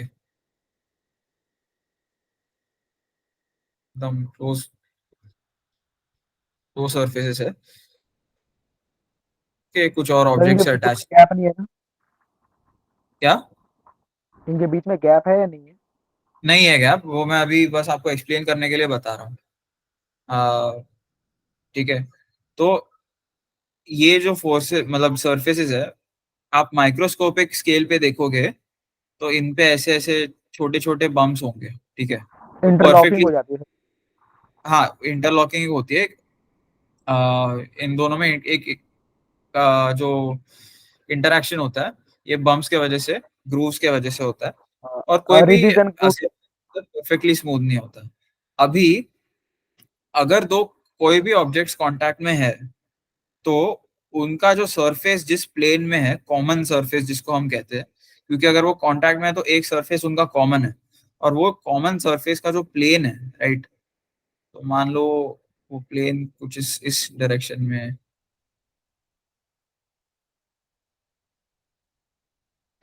ठीक है, तो ये प्लेन के परपेंडिकुलर, ओके, इस केस में ऐसे जो फोर्स दोनों ऑब्जेक्ट्स एक दूसरे पे लगाते हैं उसको नॉर्मल रिएक्शन फोर्स कहते हैं हम लोग। ठीक है। ठीक है, तो it is perpendicular to the common surface of the objects in contact. ये हमेशा याद ठीक रखना। तो मैं अगर आपको एक ऐसे एक इंक्लाइन प्लेन दे देता हूँ, है। और उसमें मैं एक ऐसा ऑब्जेक्ट रख देता हूँ, ठीक है। हाँ, तो उसपे mg भी लगेगा और ऊपर n भी लगेगा। तो n का डायरेक्शन जो होगा वो क्या होगा? ऊपर होगा, ऊपर होगा और mg नीचे होगा। ऐसे होगा? नहीं नहीं नहीं नहीं, मतलब जो बॉक्स है ना, तो बॉक्स के नीचे mg लगेगा और बॉक्स के ऊपर टॉप पे n लगेगा। यहाँ पे mg लगेगा।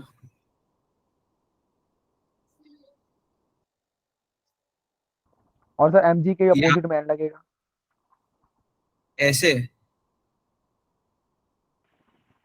ये अ, बोल रहे हो? सर कह सकते हैं क्या? ये मैं अपने अकॉर्डिंग बता रहा हूँ जहाँ नहीं तक सर नहीं मुझे समझ है। नहीं नहीं नहीं, सो ये नहीं होगा। मैं वही कह रहा हूँ कि आप mg को भूल जाओ। मैं जब नॉर्मल फोर्स की बात कर रहा हूँ तो वो mg पे कभी डिपेंड नहीं करता। वो बस, अगर मैं खड़ा हूँ ग्राउंड पे तो मेरा जो कॉमन सरफेस है ग्राउंड के साथ, उसके परपेंडिकुलर फोर्स जो है वो नॉर्मल फोर्स है और वो इक्वल टू mg है उस केस में। बट जनरली मैं जब नॉर्मल रिएक्शन फोर्स को डिफाइन करता हूँ, तो ये जो मैंने अभी बताया आपको, पूरा एक्सप्लेनेशन दिया कि कोई भी दो ऑब्जेक्ट्स हो, उनका एक कॉमन सरफेस हो, तो वो कॉमन सरफेस के परपेंडिकुलर एक्ट करता है। ओके। अच्छा, मतलब दोनों में n n लगेगा। कहाँ पे लगेगा फिर? सर ये n जो लगेगा इन दोनों के कॉमन सरफेस के अपोजिट, हाँ। सर इनके मतलब जो ऑब्जेक्ट है ना, तो उसके इस नीचे लगेगा सर, वर्टिकल डायरेक्शन, नीचे वर्टिकल डायरेक्शन में और ऊपर वर्टिकल डायरेक्शन में। करेक्ट। तो प्लेन जो है ऑब्जेक्ट पे इस डायरेक्शन में एन लगाएगा, हाँ, और सर उसके नीचे भी n लगाएगा क्योंकि कॉमन सरफेस है। और ऑब्जेक्ट जो है प्लेन पे नीचे एन लगाएगा। समझ रहे हो? Yes sir. ठीक है। तो ये हमेशा याद रखना कि नॉर्मल रिएक्शन फोर्स जो होता है वो कॉमन सरफेस के परपेंडिकुलर लगता है। ओके। ठीक है sir. It is not on the centre of mass और एनीथिंग, इट इज ओनली ठीक at the point of contact perpendicular to the common surface. और ये ठीक है, मतलब आपको, सर। ये मैं, हाँ ये मैं इसलिए बता रहा हूँ क्योंकि आगे जाके जब आप रोटेशन के क्वेश्चंस करोगे, टॉर्क वगैरह के, हाँ उसमें हाँ बहुत ज्यादा यूजफुल होगा ये इन्फॉर्मेशन, क्योंकि आप फिर देखोगे कि हाँ, टॉपलिंग वगैरह के क्वेश्चंस जब आते हैं तो ऑब्जेक्ट टॉपल कब होगा, ये सारे क्वेश्चंस आप इस फंडामेंटल प्रिंसिपल, अगर आपको पता नहीं है तो आप आंसर कर ही नहीं पाओगे कि एन कहाँ पे लगता है। ठीक है सर। एक टॉपल ओके। क्या तो बताया आपने? टॉपल क्या होता है? हाँ, तो टॉपल, मान लो, यही केस मान लो, आ, ठीक है, मैं फ्रेश बना देता हूँ।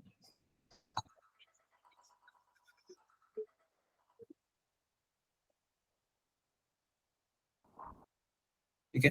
तो ये एक ऑब्जेक्ट ले लिया मैंने। ओके। अभी ये कोई सरफेस पे है, वहां से ये कोई बॉक्स है क्या सर सरफेस पे? हाँ ये बॉक्स है सरफेस पे, रफ सरफेस है। ठीक है। अभी मैं इसको एक फोर्स एफ लगा रहा हूँ। तो अब सर ये मेरा मान एक लो कि, फ्रेंड सर मेरा एक फ्रेंड कहता है कि अगर ना कोई मतलब जिसने साइंस ले ली ना, तो अगर वो साइंटिस्ट नहीं भी बना तो एक अच्छा आर्टिस्ट बन जाएगा, क्योंकि डायग्राम्स बना बना के ना उससे पूरी ड्राइंग की प्रैक्टिस हो जाती है। हाँ ठीक है, साइंटिस्ट आर्टिस्ट की बात है अभी छोड़ो, पहले मेरे को टॉपलिंग का समझाने दो। आ, ये एफ जो है फोर्स मैं लगा रहा हूँ बॉक्स पे, इसके ऊपर ये रफ सरफेस है तो इस पे फ्रिक्शन लग रहा है, एफ स्मॉल एफ। इस पे नॉर्मल रिएक्शन लग रहा है कहीं, एन। ठीक है। अब टॉपल किसको कहते हैं? जब एक पॉइंट आएगा, मैं फोर्स को इंक्रीज करते जाऊंगा तब, कि ये बॉक्स अराउंड एक दिस पॉइंट घूमना स्टार्ट कर जाएगा। ओके। तो आप मतलब मान लो मैं ये बॉटल ले रहा हूँ, राइट, तो इस बॉटल को मैंने ऐसे पुश करना स्टार्ट कर दिया तो वो टॉपल होने लग गया है। ठीक है। तो वो रोटेट होना स्टार्ट हो गया around some point that is in contact with the surface. अगर मैं उसको ऐसे ही पुश करते रहूं तो टॉपल नहीं हो रहा है, वो स्लाइड हो रहा है। हाँ अगर मैं इसको ऐसे ऊपर से पुश करूं तो वो टॉपल हो रहा है। हाँ, ठीक है। सही। तो ये ऐसे आप यहाँ पे मान लो कि ये भी ऑब्जेक्ट जो है, डिब्बा जो रखा हुआ है यहाँ पे, वो टॉपल हो रहा है। ओके। टॉपल तो ऊपर नीचे दोनों से जाएगा ना, मतलब हमें एंड पे करना पड़ेगा, एंड पे फोर्स लगाना पड़ेगा ना। हाँ, तो मान लो कि इसका साइड का डायमेंशन ए है। ओके, हर एक साइड इसका ए लेंथ का है। ये स्क्वायर मान लो, क्यूब मान लो इसको, जिसका हर एक साइड ए डायमेंशन का है। क्यूब लग नहीं रहा है बट मान लो क्यूब है। आ, तो अभी इस केस में आ, मुझे क्या ढूंढना पड़ेगा कि एफ की वैल्यू क्या होनी चाहिए कि ये टॉपल कर जाए। सर एफ की वैल्यू अपोजिट डायरेक्शन में फोर्सेस लगे, जैसे हमने डाइपोल में देखा है कि डाइपोल के दोनों एंड पे अपोजिट डायरेक्शन में लगते हैं तो गोल गोल घूमने लगता है। उसी तरह इसमें भी सर अपोजिट एंड्स पे फोकस लगे, वो फोर्स लगे। हाँ मतलब ठीक है। अगर व्हाट इज द, चलो मैं ऐसे क्वेश्चन पूछता हूँ आपको कि what is the minimum force that is required to topple this object. हाँ, sir K max. K max क्या होता है? सर मतलब इसमें जो स्टैटिक फ्रिक्शन की लिमिटिंग फ्रिक्शन जो है, जिसमें फ्रिक्शन ओवरकम हो जाए, तभी तो सर ये कर पाएगा topple. Are you sure? Sir अगर कोई स्टैटिक में है तो कैसे करेगा सर, वो मूवी नहीं होगा तो। तो यार देखो, तो इसलिए मतलब ये मुझे अभी कवर नहीं करना था टॉपलिंग, क्योंकि इसमें एक टॉर्क का कॉन्सेप्ट लगेगा। आपने टॉर्क पढ़ा हुआ है क्या? हाँ सर। हाँ, तो टॉर्क अगर पढ़ा हुआ है तो मान लो ये पॉइंट ओ है आपका, ठीक है? तो इसके अराउंड हम मान लो टॉर्क कैलकुलेट करेंगे, सर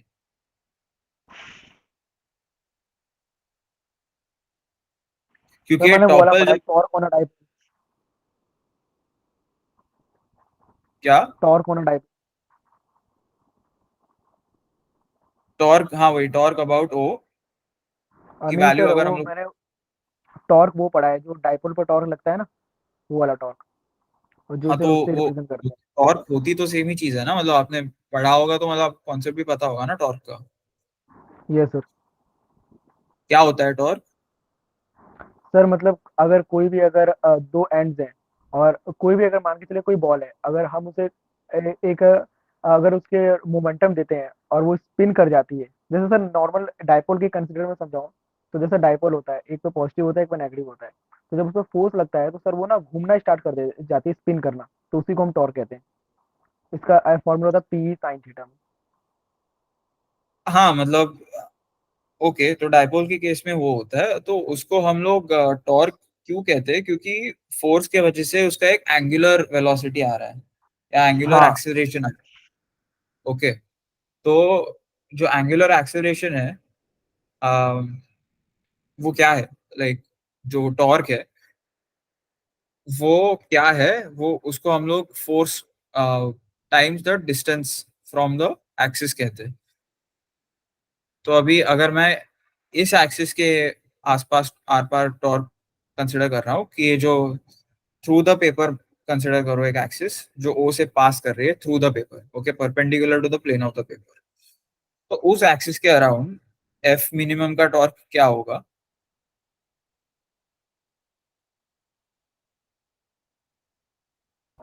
सर आप बता दो, मुझे तो आइडिया नहीं है। तो tau O F minimum times A होगा। किस डायरेक्शन में होगा? ये क्लॉकवाइज डायरेक्शन में होगा, ठीक है? और और क्या होगा इसका? सर ए क्या होगा? हेलो। क्या ए? ए तो ए क्यूब का साइड है, साइड लेंथ ए है।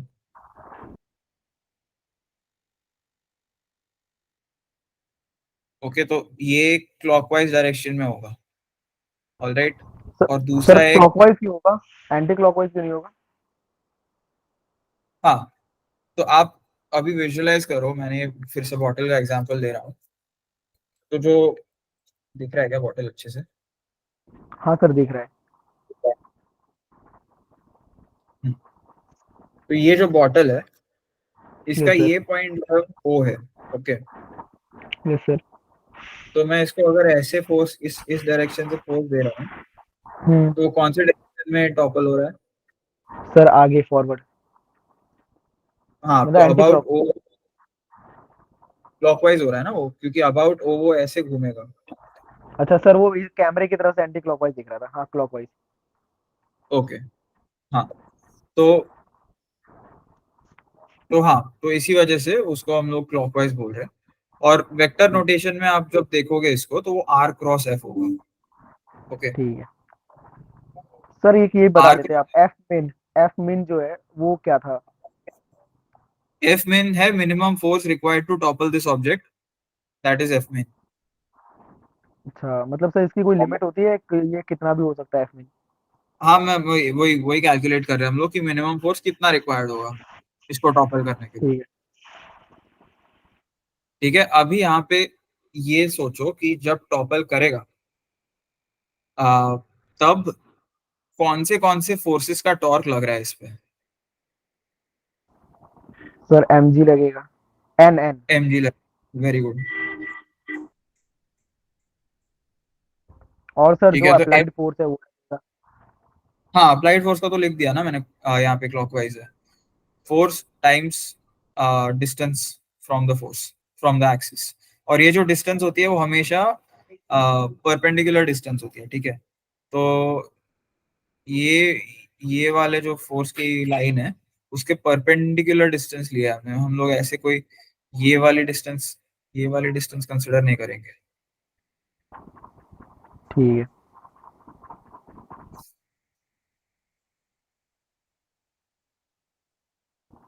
हाँ सर, समझ में आ गया यहाँ तक। ओके, तो ये एक एफ मेन इंटू ए होगा क्लॉकवाइज डायरेक्शन में, दूसरा एम जी से होगा, करेक्ट। एम जी इंटू क्या होगा? सर एम जी इंटू ये एफ मिन। एम जी इंटू एफ मेन कैसे होगा? टॉर्क पूछ रहे हैं ना हम लोग, टॉर्क क्या होता है? Force times length. Force times, हाँ सर, एफ मिन इंटू ए। एफ मेन इंटू ए, एफ मेन का टॉर्क लग गया क्लॉकवाइज अराउंड हो। अभी हाँ, और एम जी लेंथ का हो गई टॉर्क कितनी, कितना? क्योंकि लेंथ है ए, तो हमने वो जोड़ दिया। हाँ, तो अभी एम जी का भी टॉर्क लगेगा अराउंड हो, वो कितना टॉर्क होगा? एम जी का टॉर्क अराउंड हो, सर एम जी इंटू ए। इंटू ए होगा क्या? ये परपेंडिकुलर डिस्टेंस कितनी है?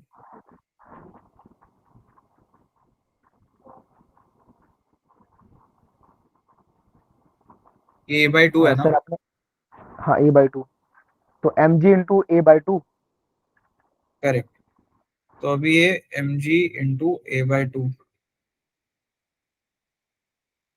टू और ये होगा एंटी क्लॉकवाइज। हाँ सर। समझ रहे हो एंटी अच्छा क्लॉकवाइज क्यों होगा? अच्छा अच्छा, सर समझ गया वो एंटी क्लॉकवाइज। लेकिन ये जो एफ डायरेक्शन आपने एक और बनाई है एफ मिन के नीचे, अगर मैं इस साइड का निकालूं तो इसका होगा F dot a by to, F multiplied A by to, right? नहीं ना, मैं अराउंड ओ निकाल रहा हूँ टॉर्क, तो अराउंड ओ इसका परपेंडिकुलर डिस्टेंस जीरो है, क्योंकि ये एफ का जो फोर्स है वो अच्छा पास कर रहा है थ्रू दिस पॉइंट। अच्छा, अगर मान के चलिए किसी दूसरे पॉइंट से निकालते आप तो तब हो जाता उस हाँ, वहां पे एफ मान डॉट ए बाई लेते टू। मान लेते सेंटर ऑफ मास से निकालते हैं। अच्छा, तो centre clear of sir, mass clear. से अगर निकाल रहा हूं मैं तो फिर क्या होगा? तो फिर mg का टॉर्क जीरो हो जाएगा, f का टॉर्क लेंगे हम, उससे फर्क नहीं पड़ता हम कहाँ से कौन से पॉइंट के अराउंड टॉर्क निकाल रहे हैं, अल्टीमेटली आना तो सेम चीज है। ठीक है, क्योंकि ऑब्जेक्ट घूम तो हाँ उसी एंगुलर वेलोसिटी से रहा है, वो हम कैलकुलेशन के पर्पस के लिए हम लोग ऐसा पॉइंट चूज कर रहे हैं जहाँ पे सबसे ज्यादा कन्वीनियंट होगा टॉर्क निकालना। यस। ओके, तो इस ये ओ पॉइंट चूज किया है, क्योंकि ये एफ जो है फ्रिक्शन वाला कंपोनेंट, उसका जो फोर्स वेक्टर है वो और फ्रॉम ओ पास कर रहा है, तो फिर उसका टॉर्क निकालने की हम लोगों को जरूरत नहीं पड़ेगी। ठीक है सर, क्लियर। ठीक है, अभी अभी next question is the tricky question कि नॉर्मल का टॉर्क क्या होगा? सर नॉर्मल का टॉर्क जो होगा, अगर नॉर्मल ये है, और सर एन इंटू एफ, जो फ्रिक्शन लग रहा है। भाई, नॉर्मल फोर्स होता है, फ्रिक्शन फोर्स होता है, तुम फोर्स इंटू फोर्स क्यों बोल रहे हो टॉर्क के लिए? अभी मैंने बताया ना, टॉर्क क्या होता है? Force into distance from the अच्छा एक्सिस। सर, तो इसमें जो डिस्टेंस है n dot a by two. N dot a by two, कितने लोग अग्री करते हैं इससे?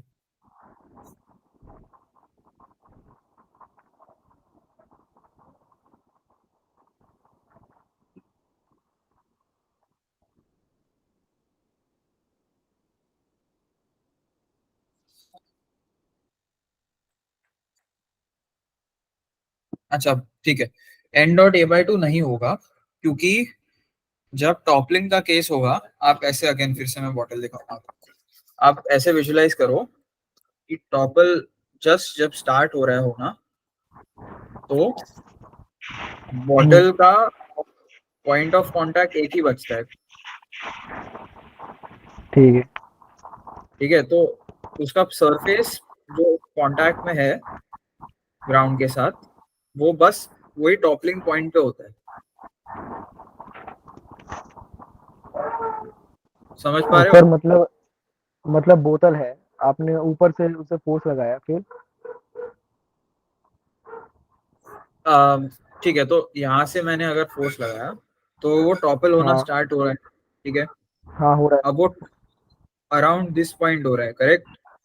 हाँ हाँ तो वो जब जस्ट कांटेक्ट छोड़ना स्टार्ट करेगा टेबल के साथ, हाँ तो इसी पॉइंट पे वो कांटेक्ट पे है, राइट? तो सारा नॉर्मल हाँ। फोर्स जो है वो इसी पॉइंट पे लग रहा है, सेंटर पे नहीं लग रहा ठीक है। है ठीक है। करेक्ट, तो नॉर्मल का अभी टॉर्क क्या होगा? Around that point.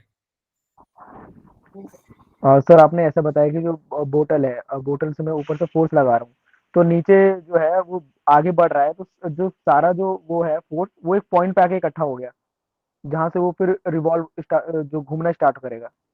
हाँ, तो ये मान लो ये जो बॉक्स है वो एसेंशियली वो बॉटल के बराबर मान लो, और यहाँ पे अभी जस्ट टॉपल होने स्टार्ट होगा, तो नॉर्मल इसका पॉइंट ओ पे लगेगा। ठीक है, क्योंकि ये जस्ट अभी हाँ घूमना स्टार्ट कर गया है। हाँ ठीक है, तो पूरा का सर, पूरा नॉर्मल इसका पॉइंट ओ के थ्रू पास करेगा। समझ गया sir. N by n dot a, n multiplied by a. N multiplied by कैसे होगा? ओ से पास कर रहा है ना ये, तो ओ से नॉर्मल वेक्टर की डिस्टेंस, परपेंडिकुलर डिस्टेंस कितनी है? एन से नॉर्मल वेक्टर की इसे, जो नॉर्मल वेक्टर है उसका ओ से डिस्टेंस कितना है? सर 90। डिस्टेंस डिस्टेंस जीरो है ना, ये ओ से पास कर रहा है, तो नॉर्मल का वेक्टर का ओ से डिस्टेंस जीरो होगा ना। सर एक बार इसी लाइन को आप रिपीट कर देंगे? देखो, मैं जब इसको टॉपल करने जा रहा हूँ, जस्ट टॉपल करने, तो पूरा का पूरा जो नॉर्मल फोर्स है वो इस पॉइंट पे लगेगा, जिस पॉइंट के अराउंड टॉपल हाँ हो रहा है ऑब्जेक्ट। हाँ, ये क्लियर है यहाँ तक मुझे।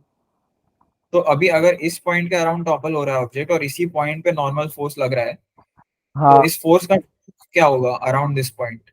टॉर्क जो होता है force times distance from the axis होता है।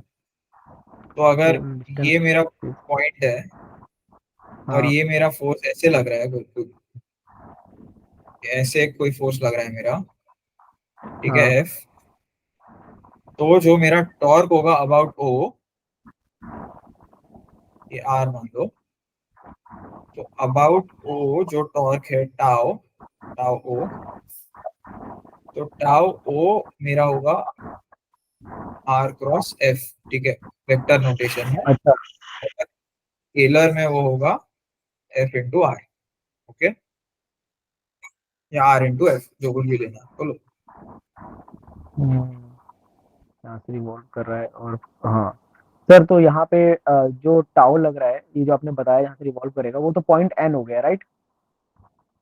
तो यहाँ पे मैं टाउ नॉट कैलकुलेट कर रहा हूँ, तो उसका फर्स्ट कंपोनेंट मैंने क्या लिया? एफ मिन लिया, जो मिनिमम फोर्स लग रहा है हाँ मुझे टॉपल करने के लिए।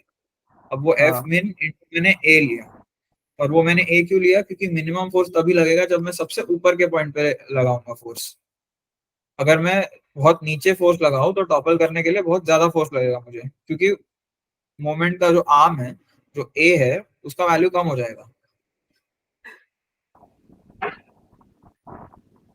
ठीक है, मैं एक काम करता हूँ, अभी वो हम छोड़ देते हैं, रोटेशन मोशन पे आएंगे तब हम वापस इसको डिटेल में कवर करेंगे। सर 95% में समझ में आ गया, बस 5% ना मैं वहां पे नहीं समझ पा रहा हूँ। बस आपकी हल्की सी, आप ना मेरा पॉइंट पकड़ लो सर, कहाँ तक नहीं समझ पा रहा हूँ कि जैसे ये बॉक्स है, ये जैसे ही मूव करने वाला है तो एन पे पूरा बढ़ गया, और एन पे यहाँ पे एकदम छोटा सा पॉइंट ओ पे पूरा एन फोर्स लग रहा है। यहाँ तक मैं सही हूँ? करेक्ट, तो हाँ अभी आपको तो यहाँ, टॉर्क का कॉन्सेप्ट समझना है कि टॉर्क होता क्या है। ठीक है, तो यहाँ पे, अच्छा मेरे को एक बात बताओ, मैंने ये बॉटल ली, अब मुझे इसको हाँ टॉपल करने में कम फोर्स कब लगेगा, जब मैं इसको ऊपर से फोर्स दूंगा या जब मैं इसको नीचे से फोर्स दूंगा? सर, ऊपर से दोगे जब आप। जब मैं ऊपर से दूंगा। तो इसीलिए मैंने इस हाँ केस में भी एफ जो है वो सबसे ऊपर के पॉइंट पे कंसिडर किया है। अच्छा, इसका रीजन यही होगा कि डिस्टेंस बढ़ जाता है, इस वजह से कम लगता है। करेक्ट। तो टॉर्क जो होता है फोर्स इंटू डिस्टेंस होता है। तो अभी डिस्टेंस हाँ बढ़ गया तो मुझे फोर्स लगाना पड़ेगा सेम टॉर्क देने के लिए। ठीक है। ठीक है। तो एफ मिन इंटू ए मेरा एक क्लॉकवाइज कंपोनेंट हो गया टॉर्क का। अराउंड वो अभी एम जी का एक कंपोनेंट आएगा anti clockwise, m ji into a by two. ठीक है। ठीक। अभी मुझे हाँ बताओ नॉर्मल का क्या होगा? अभी आपको पता है नॉर्मल सर। ओ के थ्रू लगता है। हाँ हाँ, यहाँ तक मुझे भी पता है सर, उसके बाद पता नहीं चल रहा क्या मुझे सोचना है। तो नॉर्मल का टॉर्क जीरो होगा ना यार, क्योंकि हम लोग ओ के थ्रू कंसिडर कर रहे हैं। तो ये जो एक्सिस है, ऐसे आप एक्सिस मान लो, ये जो perpendicular to the paper axis है ओ के थ्रू। ठीक है। ऐसा आपका ऑब्जेक्ट है।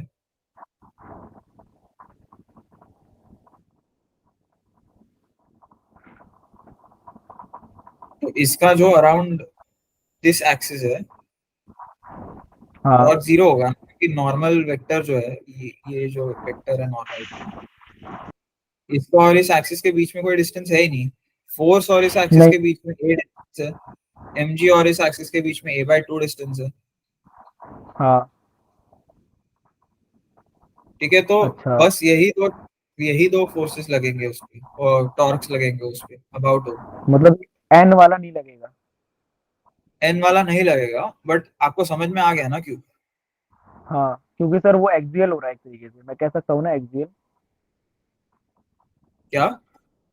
मैं एक्सियल कह सकता हूँ ना, तीनों एक ही एक्सिस पे आ रहे हैं, वैसे नहीं लग रहा है। मतलब एक्सियल अरे मतलब वो कहने में कुछ, तीनों एक ही लाइन पे आ रहे हैं तो एंगल कोई बन नहीं पा रहा है, मतलब वो एक ही सिमेट्री में आ रहे हैं। एंगल की बात ही नहीं है ना यहाँ पे। मतलब यहाँ पे बस ये है कि परपेंडिकुलर डिस्टेंस क्या है फ्रॉम दिस एक्सिस। तो एन का जीरो। परपेंडिकुलर डिस्टेंस जीरो है। एफ मीन का परपेंडिकुलर डिस्टेंस ए है और एम जी का ए बाई टू हाँ, है। ए बाई टू। ठीक है सर, तो अब आ गया, एन पे कुछ नहीं लगेगा क्योंकि वहां पे जो परपेंडिकुलर डिस्टेंस है वो जीरो है। करेक्ट। तो अभी ये जो है वो टोटल टॉर्क है और अभी ये जस्ट टॉपल हो रहा है। आ, तो फिर at this point plus torque zero. Zero है। हाँ सर, लेकिन एन वाला तो आप जोड़ के लिखेंगे ना इसके अंदर, क्योंकि एन पे जीरो लग रहा है, हम जब एफ मिन का जोड़ रहे हैं, एम जी का जोड़ रहे हैं, तो एन पे भी तो प्लस जीरो लगाएंगे। तो मतलब जीरो लिखने की जरूरत नहीं है ना वहाँ पे। तो आपने इक्वेट जीरो से क्यों किया है सर? इक्वेट जीरो से क्यों किया है? क्योंकि ये जस्ट अभी स्टार्ट हुआ है टॉपल होना। तो अभी at this point torque zero है। इससे थोड़ा भी ज्यादा फोर्स लगा दूं मैं तो टॉर्क नॉन जीरो हो जाएगा। अच्छा, ओके सर, क्लियर हो गया, अब क्लियर है पूरा। ओके। तो अभी ये मैंने क्लॉकवाइज और एंटी क्लॉकवाइज लिया है, तो ये साइन जो होगा वो नेगेटिव होगा। ओके। कौन सा तो मैं इसको क्या, कौन सा वाला साइन सर? ये जो प्लस मैंने यहाँ पे लिखा हुआ है, हाँ हाँ। ये एक्चुअली प्लस नहीं होगा, ये माइनस होगा। ये मैंने री आ, जो टॉर्क्स लिखे है वो ऑपोजिट डायरेक्शन में एक्ट हो रहे हैं, राइट? एक क्लॉकवाइज है एक एंटी क्लॉकवाइज है। हाँ हाँ, फिर नेगेटिव, ओके, तो सर तो जरूरी हो जाएगा फिर कट के, क्योंकि वैल्यू तो दोनों टॉप की सेम ही आएगी ऑलमोस्ट। तो एफ मेन की वैल्यू क्या आएगी? सर एफ ये मिन की आएगी, value m c by, sir कैसे आए? अच्छा, उस तरफ चला गया। ये सर ये इक्वेशन जो है ये नेट टॉर्क है। और at this point when it is just toppling, net torque आपका जीरो है। हाँ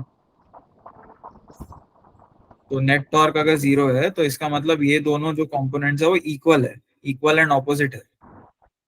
एक हाँ, क्लॉकवाइज में है एक एंटी क्लॉकवाइज में है, वो दोनों कैंसल आउट हो रहे हैं। ठीक है। तो एफ मेन जो है आपका into a is equal to m ji into a by two. Confusion ना हो सर तो इसलिए एफ मैं मिन की वैल्यू आप सर लिख आप देता एम हूँ। जी की वैल्यू जो एफ मिन है, F min equal to m g by two लिखा है, लेकिन एम जी ए है ना।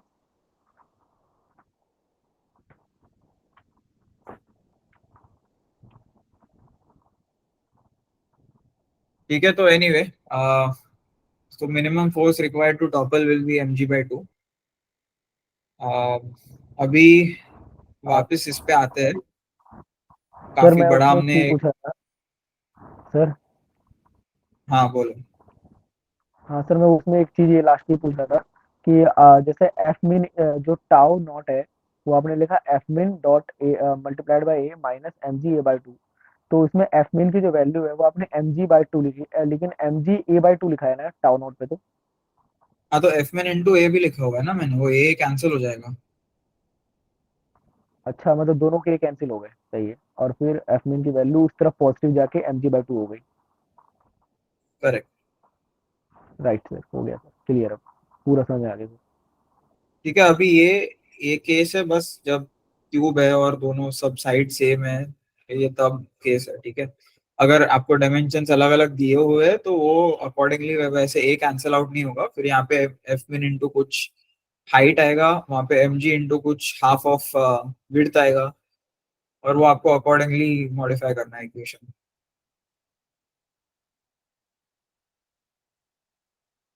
तो okay, coming back okay to sir. Friction, F equal to k t आपका वो था लाइन, और इस पे हम लोग को एफ मैक्स निकालना है अभी। ठीक है, ये सब जो है वो हटा रहा हूँ मैं।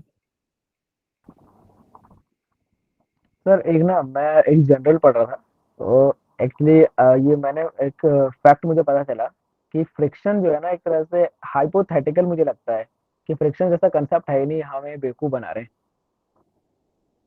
और ऐसे क्यों लगता है तुम्हें?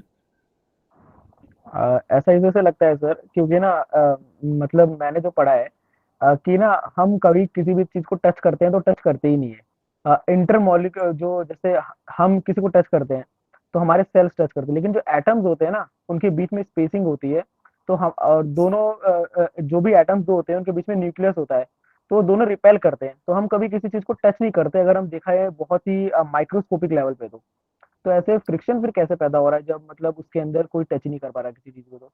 हाँ, तो यार ऐसे सोचो कि मान लो मैंने छोटे छोटे मैग्नेट्स ले लिए। ठीक है, अभी मैंने वो छोटे छोटे मैग्नेट से एक एक यहाँ पे एक ऑब्जेक्ट क्रिएट कर दिया, एक एक बॉक्स या कुछ, एक बॉल।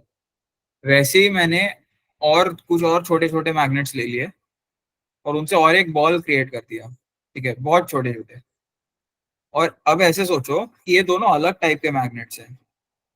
ठीक है, तो इन मैग्नेट्स यस का सर। अपने आप में अट्रैक्शन कुछ और है, उन मैग्नेट्स का अपने आप में अट्रैक्शन कुछ और है, और टुवर्ड्स ईच अदर बहुत कम अट्रैक्शन है इन दोनों का। तो मैं इन दोनों को जब घिसता हूँ, ठीक है, तो यू आर राइट कि इफेक्टिवली वो एक छोटे छोटे मैग्नेट्स इंटरैक्ट कर रहे हैं एक दूसरे के साथ। बट हम जब एक क्यूमुलेटिव लेवल पे देखते हैं तो क्या हो रहा है कि जो फोर्सेस ऑफ अट्रैक्शन है वो छोटे छोटे मैग्नेट्स के बीच में वो काफी डिफरेंट है। तो आप मैक्रो स्केल पे जब देखोगे तो एक पर्टिकुलर ऑब्जेक्ट की जो बाउंड्री है उसके अंदर के जो इंटरमोलिकुलर फोर्सेस है वो काफी ज्यादा स्ट्रांग होते हैं, और दो ऑब्जेक्ट्स के बीच में जो इंटरैक्शन हो रहा है उसके जो इंटरमोलिकुलर फोर्सेस है वो काफी वीक होते हैं। इसके वजह से आपका जो फ्रिक्शन है वो उनके इंटरैक्शन की वजह से क्रिएट होता है। ठीक है, अभी आइडियल केस में फ्रिक्शन एग्जिस्ट नहीं करता, क्योंकि फिर क्या होगा, मैक्रो स्केल पे देखोगे तो फिर अगर मैं ऑब्जेक्ट को स्टार्ट करूं मूव करना तो रुकेगा ही नहीं। Yes sir. बट क्योंकि हम लार्ज ऑब्जेक्ट्स के साथ देख रहे हैं तो हम लोग फ्रिक्शन को देखते हैं as a force between two objects. अगर हम एकदम माइक्रो लेवल पे चले जाए तो यू आर राइट, तो ये सारे जो फोर्सेस वो इफेक्टिवली इंटरमोलिकुलर फोर्सेस ही है। तो और भी उसके क्वांटम लेवल पे चले जाए तो फिर और भी हम कह सकते हैं कि ये सारे जो इंटरैक्शंस है वो इफेक्टिवली अलग अलग स्टेट्स है ऑफ श्रोडिंगर वेव इक्वेशन। तो ये सारे जो चीजें वो है करेक्ट है, बट हम लोग ने जितना नेचर को ऑब्जर्व किया है वो ये कुछ कुछ मैक्रो लेवल पे लॉज फॉलो करता है, इसीलिए हम लोग इस तरह से उन लॉज को मैथमेटिकली रिप्रेजेंट करते हैं। ठीक है, माइक्रो लेवल पे जाए तो वो सेम लॉज होल्ड करेंगे क्या? May be not.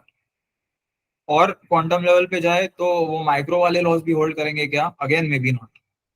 तो ये सारी चीजें वो धीरे धीरे हम डिस्कवर कर रहे हैं, but till then for our purposes ये काफी है। ओके सर, क्लियर हो गया सर। लोग कहते हैं फिजिक्स शोज सिमेट्री, लेकिन मुझे लगता है कि सिमेट्री देती नहीं है फिजिक्स, हर चीज में अलग अलग कंसेप्ट है।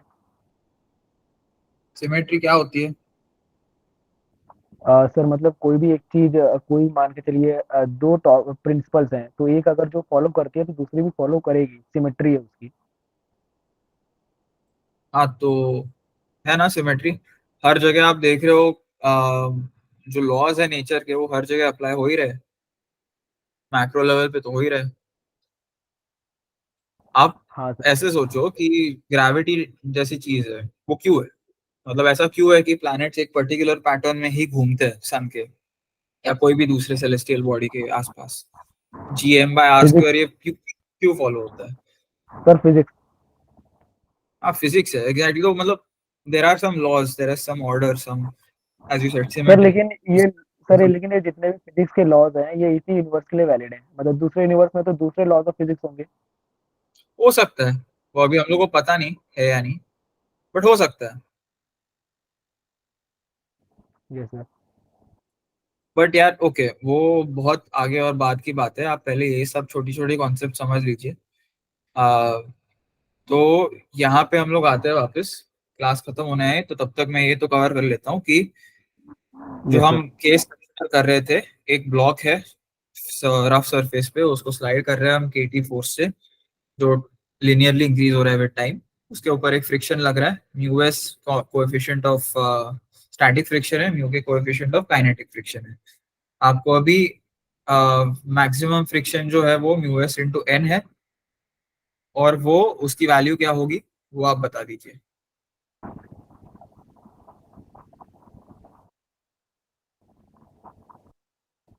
सर आपने आई गेस अभी बताई थी न्यूटन टू एन की वैल्यू।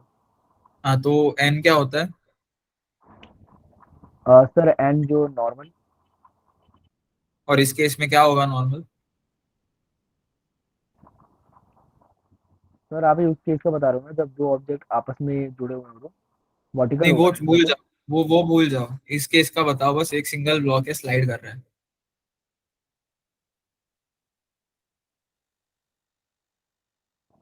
सर एक सेकंड, मैं एक से लिख ही लेता हूँ सर, एक बार आप दोबारा बता देंगे, मैं एमजी लिख ही होगा लेता ना, हूँ इसको। देखो एमजी होगा ना नॉर्मल, हाँ नॉर्मल तो वर्टिकल एम जी होता डायरेक्शन ही है। होता ही नहीं है, इस केस में होगा। तो मतलब हम एम जी को तो m g equal to n लिखते हैं ना, तो एन तो एम जी के बराबर होगा। mg इक्वल टू एन हम तभी लिखते हैं जब एक यहाँ पे ऑब्जेक्ट ऐसा दिख रहा है जिसपे वर्टिकल फोर्स डाउनवर्ड डायरेक्शन में सिर्फ mg है और अपवर्ड डायरेक्शन में सिर्फ n है। तो इसीलिए मैंने वो दूसरे ब्लॉक का केस आपको बताया था जिसमें वर्टिकल फोर्स सिर्फ n एक नहीं था, ग्राउंड का दो नॉर्मल लग रहे थे उस केस में। अच्छा, समझ गया, क्लियर हो गया।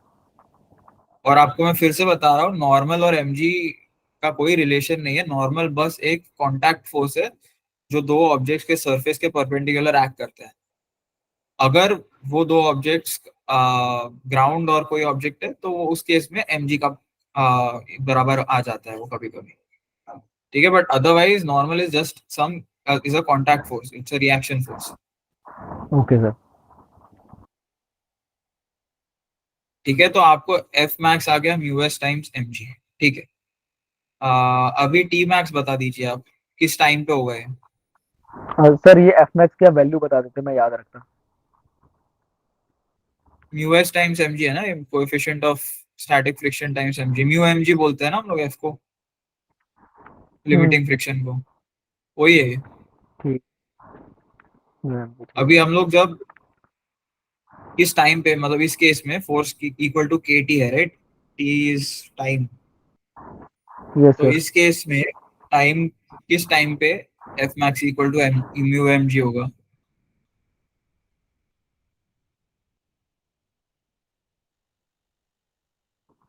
सर थोड़ा सा आइडिया।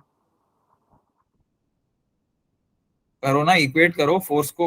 हॉरिजॉन्टल डायरेक्शन में क्या फोर्स लग रहा है? एफ लग रहा है, के टी एक फ्रिक्शन लग रहा है, हाँ और ऑब्जेक्ट एट रेस्ट है इस पॉइंट पे, क्योंकि अभी भी स्टैटिक फ्रिक्शन या लिमिटिंग फ्रिक्शन है, तो अभी इसका कोई एक्सेलरेशन नहीं है, तो क्या होगा टी का वैल्यू?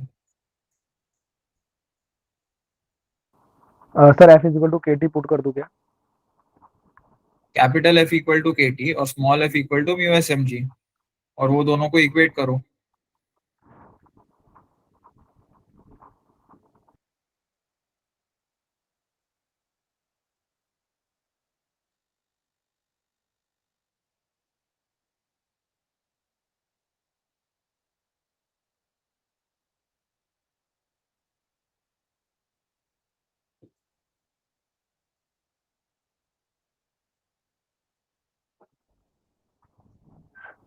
सर जो एफ मैक्स आएगा वो इसकी जो वैल्यू होगी वो के टी माइनस एफ होगी ना, मतलब बड़ा F minus small F. Friction जो है ये लिमिटिंग केस में, देखो जब तक लिमिटिंग केस पहुंचा नहीं था तो फ्रिक्शन और ये फोर्स जो है वो बैलेंस कर रहे थे एक दूसरे को, बट फ्रिक्शन एक ठीक है। पॉइंट से ज्यादा बढ़ नहीं सकता। अभी वो एक पॉइंट हमने क्या डिफाइन किया हुआ है, mu S which is coefficient of static friction times the normal reaction force between the two objects. हाँ ओके, तो अभी इस ठीक है। केस में नॉर्मल रिएक्शन फोर्स mg था। ठीक है। ठीक है, तो म्यू एस एम जी आ गया आपका फ्रिक्शन, और आपका जो फोर्स ऑब्जेक्ट पे लग रहा है वो केटी है, और वो दोनों इक्वल है क्योंकि ऑब्जेक्ट अभी हिलना स्टार्ट हुआ नहीं है। हम्म। तो टाइम की वैल्यू क्या आएगी, जिस जस्ट मैक्सिमम टाइम जिस पॉइंट पे ऑब्जेक्ट जस्ट हिलना स्टार्ट होगा। सर जो एफ मैक्स है उसकी वैल्यू तो हम डाल देंगे mu s dot m g, आपने लिखा हुआ है ना। और जैसे बड़ा वाला हाँ एफ है वो के टी है, तो बड़ा वाला एफ कहाँ है सर, किस में पुट करना है, के टी की वैल्यू कहाँ पुट करेंगे? देखो, F इक्वल टू एफ होगा हाँ हॉरिजॉन्टल। ठीक है, हाँ ये हाँ है आपका K इंटू टी मैक्स, हाँ ये है हाँ आपका ये एस एम जी, ठीक है। तो आपका टी मैक्स ठीक क्या है। होगा? टी मैक्स सर वो mu s dot m g upon k. ठीक है, अभी फाइनली आते हैं इस पे। एक बार ये रीच कर गया है, उसके ऊपर मैं जब फोर्स बढ़ाऊंगा तो सर ऑब्जेक्ट मूव कहाँ पे वो, करना स्टार्ट। सर का कौन से डायग्राम में बता रहे हो आप? ये जो है अच्छा ठीक है। ठीक है। ये पॉइंट के बाद, इस पॉइंट के बाद मैं और जब फोर्स लगाऊंगा ऑब्जेक्ट पे, राइट, तो वो मूव करना हाँ स्टार्ट कर जाएगा क्योंकि फ्रिक्शन जो है इससे ज्यादा हो नहीं सकता। ठीक है। तो अब जब वो मूव करना स्टार्ट करेगा तो फ्रिक्शन की वैल्यू क्या होगी, वो काइनेटिक फ्रिक्शन के बराबर हो जाएगी। हाँ और काइनेटिक फ्रिक्शन होता है म्यू के टाइम्स एन। काइनेटिक फ्रिक्शन ठीक म्यू है, के टाइम्स एन। अच्छा मतलब कॉमन है सर, बस म्यू एस और म्यू के का फर्क है, और डॉट एन तो सबके साथ है ही। करेक्ट। तो ये जो है पूरा स्ट्रेट लाइन मैंने इसीलिए बनाया क्योंकि इस पॉइंट के बाद जब ऑब्जेक्ट एक बार मूव करना स्टार्ट हो गया है तो उसके ऊपर हाँ जो फ्रिक्शन लग रहा है वो सेम ही लग रहा है at all points in the motion after that, अच्छा सही एंड है। दैट सर इज बाद में, काइनेटिक फ्रिक्शन म्यू के टाइम्स mg। सर बाद में आपने एन की वैल्यू एम जी पुट कर दी। हाँ, वो तो mg रहेगी ना, वर्टिकल डायरेक्शन में कोई और फोर्स लग ही नहीं रहा है उस पे। अच्छा सही है, मतलब हॉरिजॉन्टल में एन और वर्टिकल में कोई फोर्स ना लगे तो हम एम जी डाल सकते हैं। हॉरिजॉन्टल में n कहाँ लग रहा है भाई, वर्टिकल में ही लग रहा है ना, n और mg दोनों वर्टिकल में है तो दोनों कैंसिल आउट कर रहे हैं, हाँ तो n इक्वल टू mg होगा। सही है। अब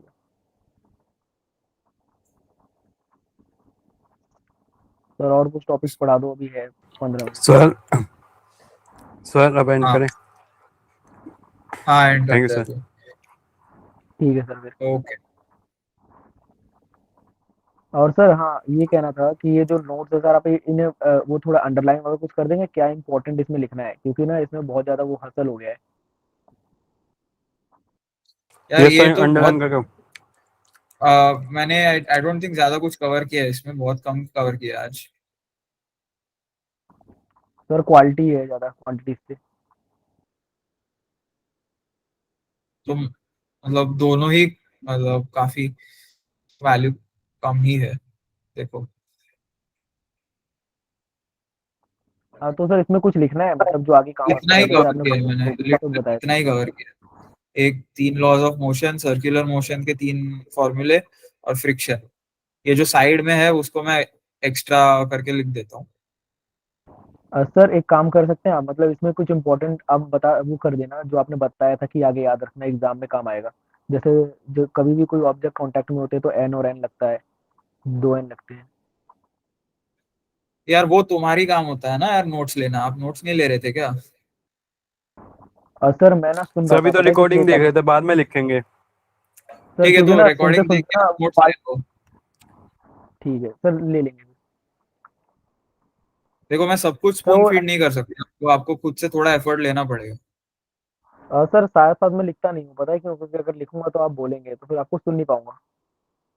नहीं कोई बात नहीं, तो आप रिकॉर्डिंग देख के आप नोट्स लिख लीजिए। नहीं तो क्या होगा ना, आप मैं अगर सब कुछ लिख के आपको दे दूंगा तो आप क्रिटिकली खुद सोचोगे नहीं कि ऐसा क्यों है, क्या हो रहा है। आप पढ़ के उसको याद कर लोगे और फिर आपको बाद में लगेगा कि अच्छा इसमें डाउट आ रहा है। तो आप खुद एक बार देख लो रिकॉर्डिंग, खुद आपको अगर डाउट आए तो मुझे पूछ लेना। सर आप एक काम करना, ये जो नोट्स है आप भेज देना, मैं इसमें से देख देख के लिख लूंगा जो जो इम्पोर्टेंट लगेगा, हाँ राइट? हाँ, ये नोट्स भेजूंगा मैं। सर ठीक है ठीक काइनेमेटिक्स के कितने लेक्चर हुए अभी तक? ये न्यूटन्स लॉज ऑफ मोशन के काइनेमैटिक्स के 2 लेक्चर्स हुए, उसमें हमने कवर कर लिया था जितना। एडवांस तक का? एडवांस के हमने 10 क्वेश्चन सॉल्व किए थे। आ, उसमें सारे कॉन्सेप्ट कवर हो गए थे। Okay sir. आपको और करना है काइनेमैटिक्स का कुछ?